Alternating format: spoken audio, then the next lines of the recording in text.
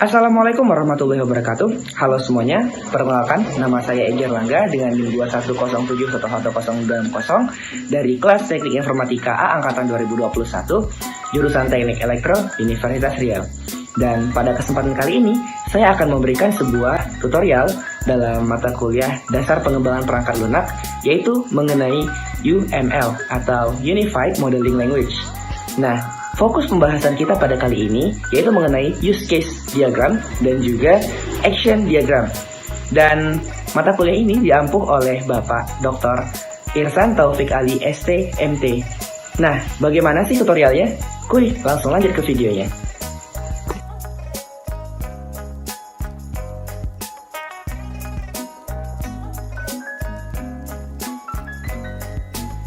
Oke, jadi pada kali ini kita akan mempelajari sebuah materi dalam mata kuliah yang berjudul DPPL atau Dasar Pengembangan Perangkat Lunak, yang mana materi tersebut adalah mengenai tentang perancangan, yaitu tentang UML atau Unified Modeling Language.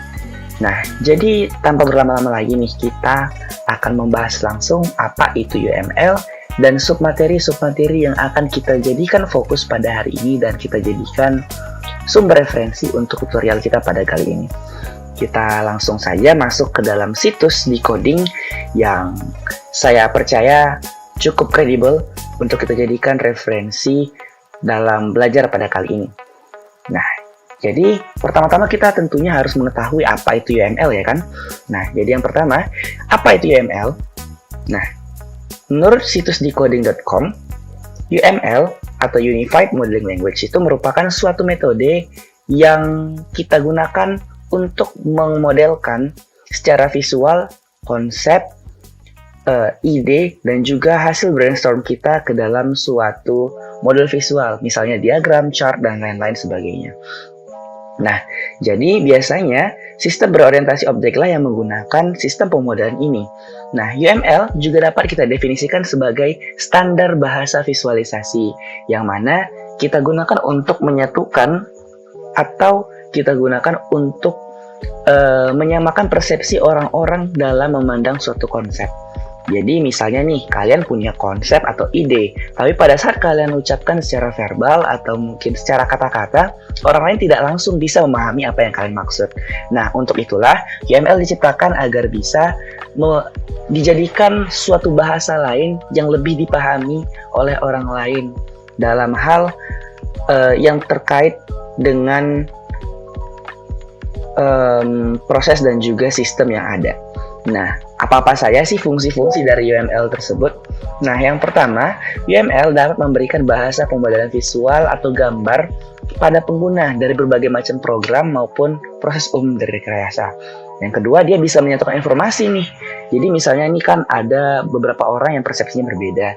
Nah, itu akan bisa disatukan dengan menggunakan bahasa UML ini.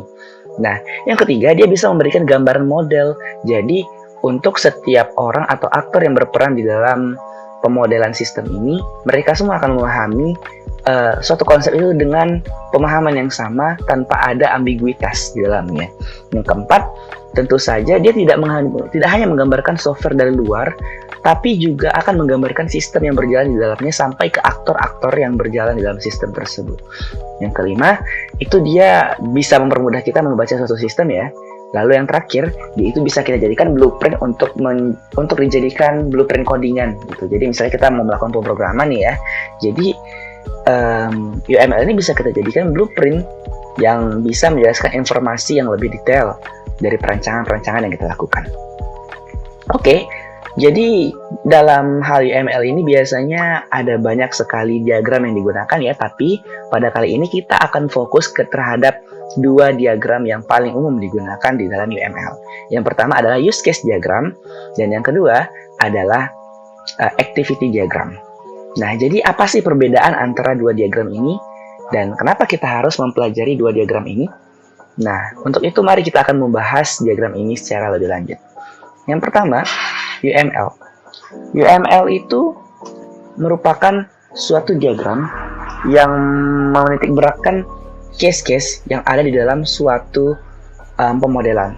Jadi misalnya nih, use case diagram ini akan mengandung segala macam komponen-komponen yang berupa komponen secara umum, gambaran-gambaran komponen secara umum, misalnya aktor-aktor yang berperan, lalu ada use case yang ada, sistemnya bagaimana, dan juga relasi yang terjadi di antara semua komponen tersebut satu sama lain. Nah, jadi pada tutorial pada kali ini kita akan lebih membahas terhadap cara membuat diagram use case dan juga activity diagram secara baik dan juga benar. Oke, tanpa berlama-lama lagi kita akan mempelajari teori dari use case diagram tersebut.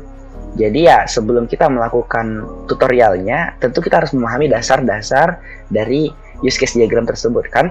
Oke, yang pertama, ya kita sudah menjelaskan bagaimana sih apa itu use case diagram ya kan. Use case diagram itu kalau dari situs Decoding ya, dia itu ya salah satu jenis UML yang menggambarkan hubungan interaksi antara sistem, aktor, dan juga komponen-komponen using case yang lainnya.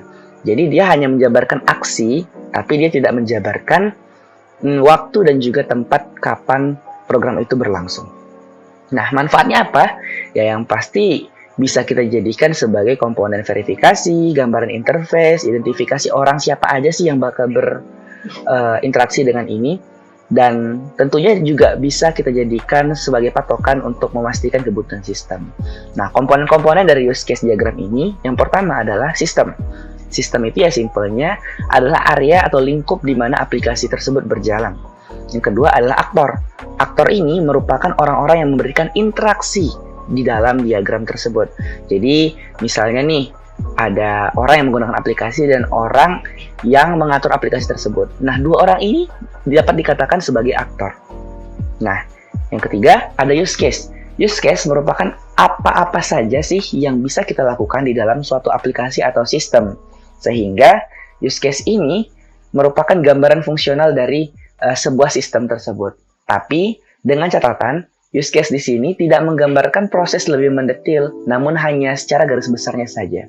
Nah, teman-teman bisa lihat di sini ya, untuk simbol-simbol pada use case diagram, itu sebenarnya ada satu lagi yang namanya komponen yang dinamakan relasi. Relasi itu hubungan yang dinyatakan antara satu aktor dengan aktor lainnya, atau mungkin case satu dengan case lainnya.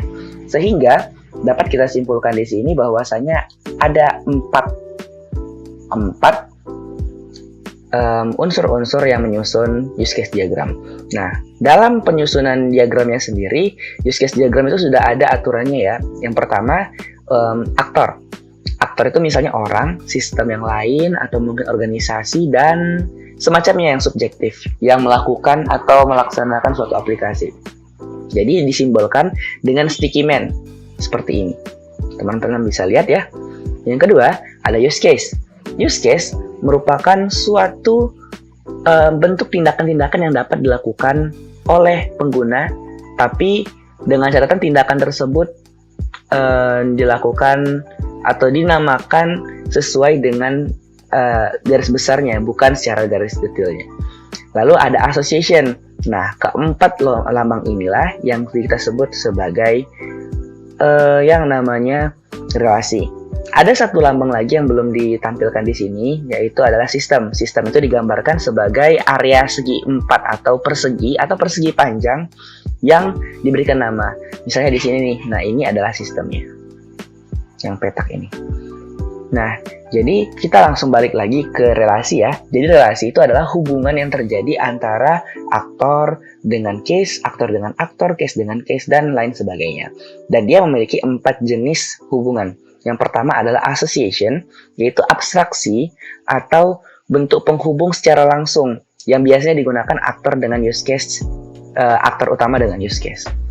Yang kedua, generalisasi. Generalisasi itu biasanya menunjukkan spesialisasi aktor. Jadi misalnya nih, aktor punya 2 jenis nih. Misalnya itu ada user baru dan user lama. Nah, ini dinyatakan dengan relasi yang dinyatakan dengan panah putus-putus, tanpa ada tulisan di tengahnya. Nah, selanjutnya ada include dan juga extend. Include itu merupakan hal yang wajib ada atau use case yang wajib ada untuk menjalankan use case lainnya. Sedangkan kalau extend itu tuh merupakan tambahan. Jadi kalau extend ini nggak ada, use case yang lain tetap bakal berjalan tanpa ada masalah sedikit pun. Nah, jadi mungkin kita bisa langsung mulai membuat aplikasi, maaf ya. Kita bisa langsung membuat diagramnya saja, diagram use case. Oke, caranya adalah pertama-tama kita siapkan dulu browser dengan koneksi internet yang memadai. Lalu kita ketikkan Lucidchart. Nah, sebenarnya Lucidchart ini adalah sebuah aplikasi untuk memodelkan suatu diagram agar lebih terorganisir. Tapi teman-teman juga bisa menggunakan Visio atau mungkin diagram.com dan aplikasi-aplikasi lainnya yang juga bisa menggantikan si Lucidchart ini. Akan tetapi, Lucidchart ini memiliki kelebihan yang mana Lucidchart ini bisa mengorganisir suatu UML diagram secara lengkap, akurat, dan juga lebih rapih gitu. Nah, untuk teman-teman, saran dari saya sih, pas kita melakukan sign up di Lucidchart, kita disarankan untuk menggunakan akun dari universitas atau akun dari sekolah. Karena Lucidchart akan menganggap kita memiliki akses yang lebih daripada user gratisan pada umumnya. Jadi kita tinggal menekan sign up, lalu kalau teman-teman itu belum pernah login ya, nanti di sini tuh ada tulisan plan free. Nah, teman-teman pilih itu aja dengan mendaftarkan akun universitasnya ya atau akun sekolahnya agar mendapatkan akses students. Nah, kalau di sini aku udah pernah daftar, jadi ya kita langsung balik aja ke dashboard utamanya. Nah, di dashboard ini kita bisa melihat ada banyak sekali menu. Nah, jadi di sini kita bisa lihat menu yang udah pernah kita buka ya, proyekan yang pernah kita buka sebelumnya gitu. Nah, jadi misalnya nih kita mau bikin project baru. Nah, gimana bang caranya gitu kan ya? Yang pertama, kita klik New, baru ini ada Lucidchart, kita klik Blank Documents. Nah, terus kita bisa lihat ya, nih ada waiting page dan kita bakal masuk ke dalam modeling sistemnya. Oke. Nah, kontrolnya sendiri itu sama dengan Microsoft PowerPoint ya, teman-teman ya. Jadi kontrol sama scroll itu juga untuk zoom in, zoom out. Terus apa ya lagi ya? Klik kanan untuk menu, klik kiri untuk milih gitu ya. Dan di atas ini sudah banyak sekali menu-menu yang teman-teman bisa pakai, tools-tools yang teman-teman bisa pakai untuk bisa mensupport teman-teman dalam membuat diagram. Nah, caranya untuk membuat UML diagram gimana bang? Di sini kan nggak ada bentuknya nih. Shape-nya cuma ada untuk flowchart, standar, sama shapes biasa. Jadi gimana nih kita membuat UML diagramnya? Apa harus kita manual gitu? Enggak. Jadi caranya tuh gini. Pertama kita buka shape library, baru kita buka di sini ada UML ya. Kita checklist aja di sini, nanti dia bakal checklist semua yang ada UML-nya. Tapi teman-teman selain itu juga bisa melakukan checklist pada UML yang teman-teman inginkan aja. Misalnya kita kali ini tuh pakai UML class diagram ya. Nggak pakai deh. Kita pakai use class, ya kan, use case, baru state activity. Ya udah, kita pilih dua aja, terus use selected shapes. Nanti di sini shapes-nya bakal bertambah nih. Yang tadinya nggak ada, sekarang udah ada gitu. Nah, jadi teman-teman sendiri tadi udah pelajari tentang logo-logo dari UML use case ya. Dan pada kali ini kita bakal coba langsung buat use case-nya. Nah, jadi seperti yang udah aku kasih tahu tadi, use case itu biasanya digunakan untuk menciptakan sebuah modeling rancangan yang bersifat umum dan tidak mendetail gitu ya. Jadi pertama-tama biasanya orang akan membuat kontainer dulu atau sistem dulu. Nah, di sistem itu kita bisa langsung drag and drop aja ya. Tinggal tahan, klik ditahan, lalu kita letakkan di area workspace-nya. Terus kita atur deh workspace-nya sesuai dengan sebesar yang kita mau. Misalnya ini kurang gede, ya udah kita gedein. Dan kontrolnya masih sama persis seperti Word atau mungkin PowerPoint lainnya. Oke. Setelah dirasa cukup ya, cukup gede, ini mungkin kegedean sih. Nah, setelah dirasa cukup besar, oke, kita langsung aja letak. Nah, di sini dia bakal ngebantuin ya, nge-guide gitu. Ini udah tengah atau belum, ada garisnya tuh. Nah, itu kelebihannya Lucidchart gitu. Dan ini cukup ringan aplikasinya. Baru setelah itu kita ya bikin sesuai dengan proses bisnis yang berlangsung. Misalnya nih, aku udah buat beberapa proses bisnis sih sebelumnya di sini. Nah, ini dia. kita buka aja langsung sebagai referensi ya teman-teman ya, untuk membuat biar nggak kemana-mana gitu. Nah jadi ini aku udah ada buat use case diagram di sini, dimana use case diagram itu di sini aku udah bikin cukup lengkap dan cukup kompleks ya teman-teman ya. Jadi aku bakal jelasin use case diagram yang berlangsung di sini tuh gimana sih ya kan, dan bisnis rules-nya itu gimana sih gitu ya. Jadi aku tuh membuat sebuah aplikasi yang bernama Travel Assistance App, yang mana aplikasi ini berfungsi untuk mempertemukan 3 aktor. Yang pertama ada user, admin, dan juga petugas layanan untuk bisa saling membantu dalam proses pemesanan tiketnya gitu. Jadi lewat perantara aplikasi. Ya, jadi kalau teman-teman mungkin udah kenal Traveloka, tiket.com ya, seperti itulah aplikasinya gitu. Nah, jadi di dalam blank diagram itu ya sesuai dengan bisnis rules yang berlangsung, kita bakal tulisin. Jadi tadi tuh ada 3 aktor. Ya udah kita ambil aktor 1, letakin, terus ubah nama aktornya. Jadi misalnya user ya kan? User, kurang gede ya. User. Nah, gitu. Yang ini juga, ini nama aplikasinya tuh apa? Jadi misalnya travel app misalnya gitu ya. Travel app misalnya gitu. Ya udah, nah ini user baru 1 tadi, sementara yang diminta di dalam business case itu 3. Kita bikin 3 orang deh. Kita bisa copy paste ya teman-teman ya di sini. Nah, kita bikin copy paste. Nah, yang copy paste dan kedua itu tuh sifatnya kan orangnya admin tuh. Admin. Baru ada petugas pelayanan. Ya maksudnya yang penyedia layanan hotel gitu loh. Jadi ya.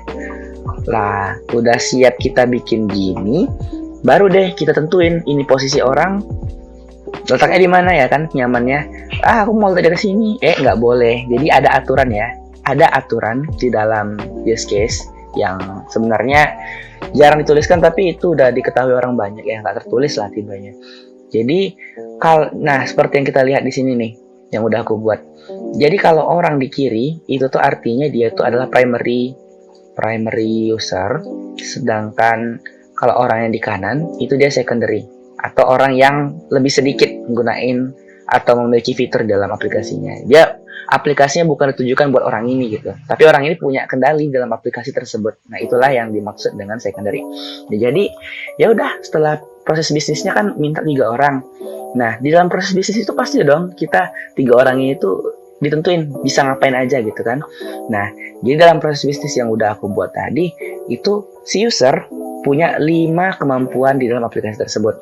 Pertama, kemampuan untuk register, login, baru lihat dan juga pesan tiket kendaraan dari atau hotel, baru membatalkan pesanan atau tiket, dan terakhir ada reschedule. Nah, teman-teman kita tinggal buat use case yang ada gitu. Jadi karena ini percobaan dan cuma tutorial untuk nunjukin teman-teman gimana cara buatnya itu pakai Lucidchart ya. Ya udah, aku contohin 1 chart aja deh. Aku contohin 1 use case aja. Jadi user itu butuh ya kan, kita drag aja nih suatu use case. Nah, use case-nya apa? Kita anggap nih register gitu misalnya. Ya udah, register. Nah, jadi terus ini register ngelompong doang, enggak kan? Pastinya registernya punya hubungan dengan si user. Nah, jadi gimana bang cara bikin panahnya? Di sini nggak ada panah nih kan? Apa harus pakai ini terus diletak ke sini terus diapain? Enggak. Caranya gini aja. Pas kalian hover atau kalian arahin mouse kalian di daerah sini, itu kan titik tuh oranye. Nah, itu kalian manfaatin buat jadikan titik panahnya. Saya dari sini ke sini gitu. Nah, itu contohnya. Jadi pada saat kalian arahkan panahnya ke sini, kalian hover panahnya ke sini, itu dia bakal ciptain panah gitu, yang menjadi relasi gitu. Tapi karena ini relasi yang tipenya asosiatif ya udah dia nggak butuh tanda arah panah gitu, dia cuma butuh garis. Oke? Nah, garisnya bisa kita tebelin ya pakai menu yang ini gitu. Berapa pixel ya terserah pada teman-teman. Lah, jadi ini udah membentuk suatu relation. Jadi user memiliki kemampuan untuk register gitu ya, register. Nah, di dalam aplikasi, jadi ya pas user pakai aplikasi baru dia bisa register gitu. Nah, jadi ini namanya asosiatif kan. Nah, masih ada tuh yang lain yang namanya apa ya namanya ya, relationship yang tipenya included sama extended ya. Kalau nggak salah sih namanya include ya, include sama extend. Nah, jadi apa sih bedanya kedua itu, kan tadi udah aku jelasin sedikit ya di dalam decoding.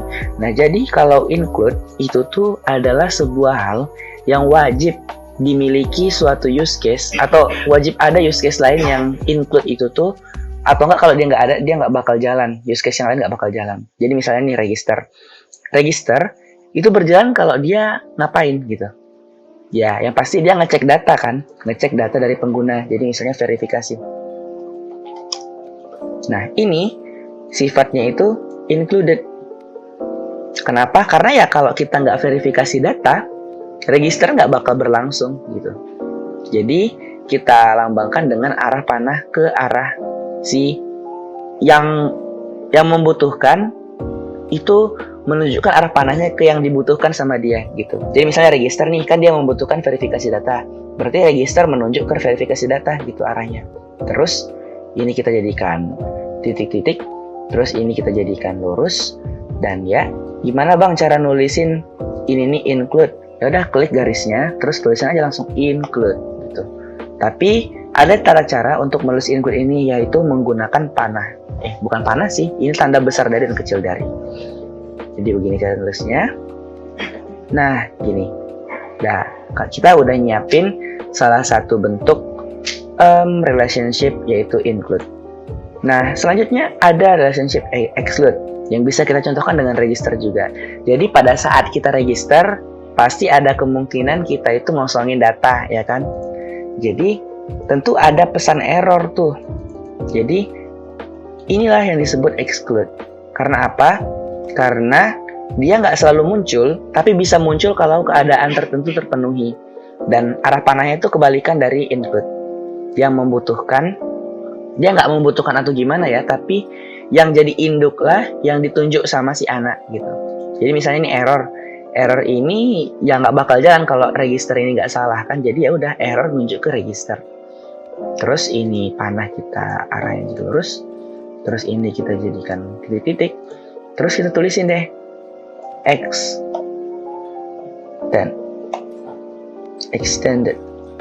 Ada yang nyebutnya excluded juga ya, cuman lebih umumnya sih extended sih. Nah, jadi dia itu adalah setidaknya kayak opsi nggak wajib dari si register gitu. Jadi error ini boleh ada, boleh enggak. Jadi kalau user berhasil ya error nggak bakal muncul. Tapi kalau verifikasi data, mau user berhasil, mau user nggak berhasil, dia pasti lewat verifikasi data. Oke, teman-teman sampai di sini paham ya? Nah, jadi ini udah membentuk suatu suatu sistem kecil lah di dalam suatu travel app ini. Nah, jadi karena teman-teman udah aku tunjukin nih cara untuk membuat diagramnya gitu. Kita daripada ngabisin waktu untuk membuat diagram yang sebanyak ini, sekompleks ini, aku langsung aja deh jelasin ini diagram artinya tuh gimana. Kan teman-teman udah tahu tuh cara ngebangunnya. Jadi ya simple. Oke, yang pertama, di dalam diagram use case yang udah aku buat, ini ada Travel Assistance App. Ini adalah sistemnya atau aplikasinya. Nama aplikasinya itu Travel Assistance App. Baru pertama-tama di sini kan kita memiliki 3 orang aktor ya, user, admin, petugas layanan. User itu bisa register, login, lihat pesan tiket, baru batalkan pesanan, baru ada schedule. Nah, jadi pas register ya tentunya kita harus butuh verifikasi akun dong, makanya dia di-extend. Baru login juga begitu, username atau password gak valid itu dia bakal di-extend. Dan kedua hal ini tuh membutuhkan verifikasi. Dan register, khusus untuk register, dia butuh untuk wadah penyimpanan data atau database. Sehingga login itu membutuhkan verifikasi terlebih dahulu. Kalau password dan username-nya ada, mereka bisa langsung masuk. Tapi ya kalau nggak ada, dicek dulu nih ke database gitu ya, sama login. Nah, selanjutnya arti dari lihat dan pesan tiketnya kenapa sih panjang bang gitu kan? Ya karena selain kita melihat, kita juga mesan tiket, dan mesan tuh butuh bayar dan lain-lain. Makanya ini panjang banget. Jadi misalnya nih, lihat dan pesan tiket itu include-nya apa? Yang pertama, dia menampilkan kendaraan yang tersedia. Kedua, ya dia tuh berhubungan, dia tuh membutuhkan si laporan ketersediaan dari si petugas layanan. Nah itu, baru lihat dan pesan tiket ini pula dia punya extend untuk pesan. Kenapa? Karena nggak semua orang wajib pesan kan. Semua orang bisa aja lihat dulu aplikasinya, baru lihat ini tersedia atau enggak. Ya kalau dia bisa, bisa dipesannya, tapi kalau nggak mau ya nggak masalah juga gitu. Dan kalau orang pesan, barulah kita masuk ke include. Nah, kalau udah pesan pasti wajib bayar. Jadi bayar itu memiliki beberapa metode yang bisa kita namakan sebagai generalisasi. Dan terakhir dia berujung pada validasi pembayaran yang akan dilakukan oleh aplikasi tersebut. Setelah valid, dia akan memberikan data ke pembekuan si petugas layanan ini, dan akan mengupdate data juga ke simpan update ke yang inilah use case yang simpan data. Oke. Jadi mungkin yang ini juga kita bisa jelasin ya pakai kode promo gitu ya. Biasanya kan ada tuh aplikasi-aplikasi yang ngadain promo, jadi pakai promonya atau enggak gitu kan. Itu adalah opsional, jadi maka kita bikin sebagai extend gitu. Nah, selanjutnya ada batalkan tiket. Ya, batalkan tiket itu tentunya ada opsi untuk refund ya, refund. Jadi, refund aplikasi itu adalah suatu cara kita untuk ngambil uang kita, sebagian uang kita apabila kita melakukan pembatalan. Jadi, pada saat kita melakukan ini, ya tentunya ini extend, karena ini nggak wajib.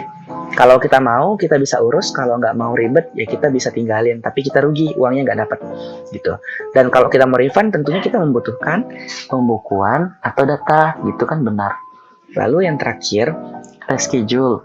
Kita butuh reschedule. Nah, reschedule ini itu adalah bagaimana kita mengubah tanggal pemesanan tiketnya, gitu.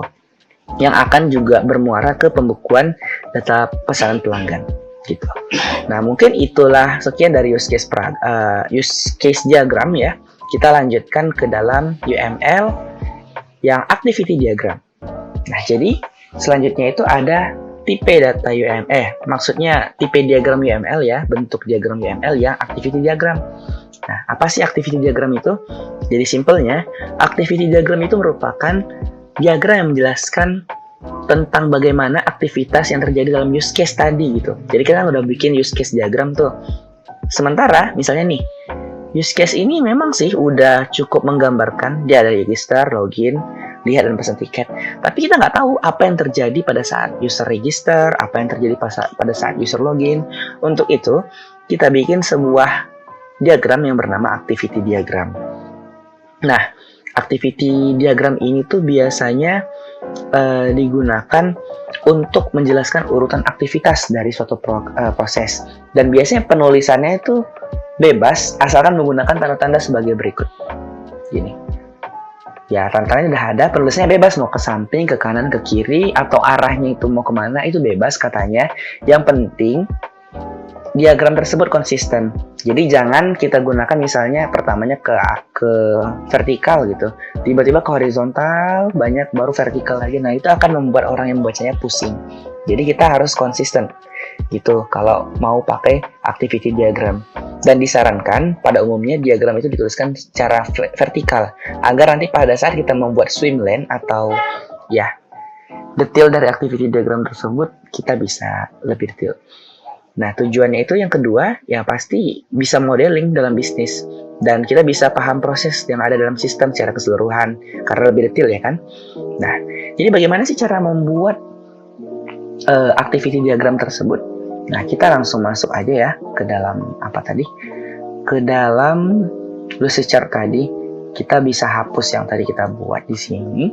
Atau kita juga bisa geser ya teman-teman ya. Kita geser. Terus kita bikin deh di bawahnya gitu. Atau di atasnya aja. Nah, di atasnya boleh deh. Nah, jadi syarat dari activity diagram itu kita harus udah punya use case diagram.